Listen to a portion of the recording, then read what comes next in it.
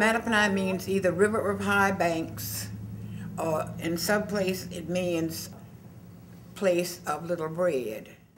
The river has been a source of food and sustenance and joy and pleasure for eons, for years and years.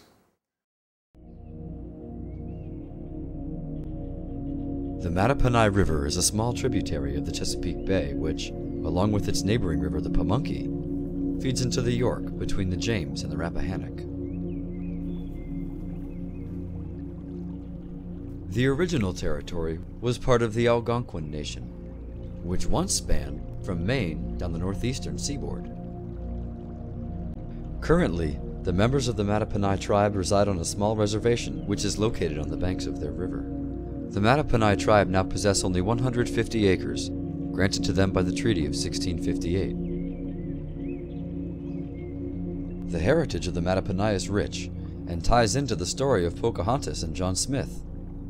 Well, Pocahontas, is the English name. Her name is really Matoaka, and that means playful one or river between the hills. You've heard the river, how it ripples. It's almost like a musical chime.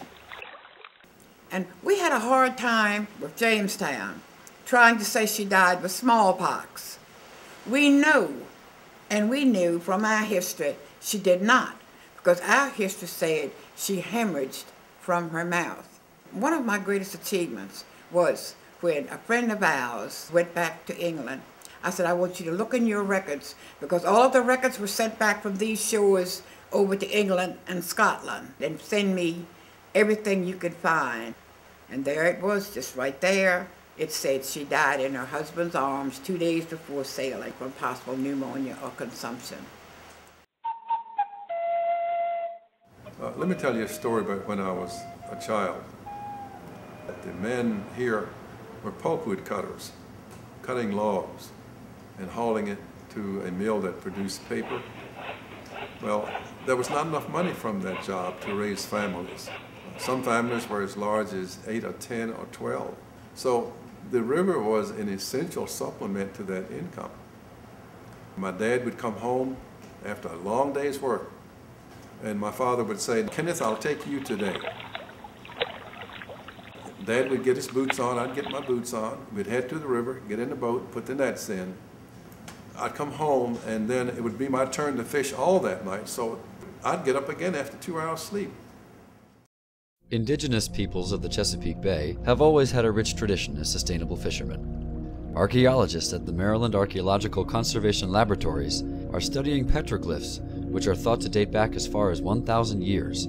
These enigmatic drawings in rock are thought to mark good fishing locations, describe tidal behavior, and indicate local fish species. Continuing their heritage of environmental stewardship, the Mattaponi operate a shad hatchery that repopulates the watershed with millions of new hatchlings every year. And of course the shad is our most important fish.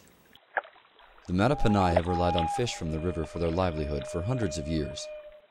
Recently, the local government began plans to put a reservoir upstream of their reservation, posing a great threat to their natural resource. If they would start drawing water, it would become salty. All of the plants, the rice, the mallard, and everything that is still growing on the Mattaponi River that we know about, all the fish, like white perch, yellow perch, sun perch, they could not spawn there, they cannot live, and it would wipe it completely out. The reservoir would probably be, it'd be extremely damaging to the tribal people. And when I say tribal people, I mean more than the 75 or 80 that live here. The last figures I heard was that there were perhaps as many as 600 Mattaponis with some Mattaponi blood across Virginia and maybe in other places, which means that they would be as eligible to fish here as the reservated people are.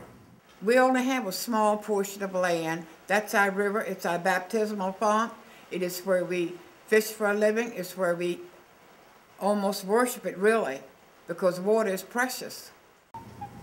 When the reservoir comes, and if it creates salinity in the water to an extent that the shad do not return for spawning, knowing that shad need fresh water to spawn in, well then what that has done is it has cut off a lifeline, if a person wants it, to the fish.